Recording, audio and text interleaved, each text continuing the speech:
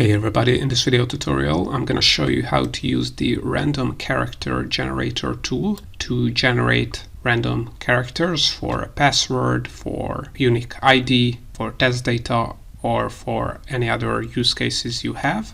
Right, so you can access this tool for absolutely free and use it as many times as you want by going to the URL randomcharactergenerator.com.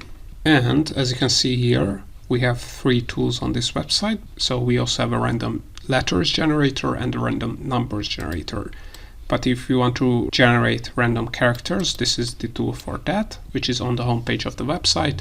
And all you have to do is select the length of the string you want to generate. So if you want a really long one or a smaller one, you can set that here. And then you can select if you want uppercase, lowercase numbers and symbols as well. So let's say we want all of them because we want this to be a password, then click on generate. And as you can see, we get the nice random characters here. And if you like it, we can click on copy here. If you do not like it, we can click on generate and it will generate more random characters.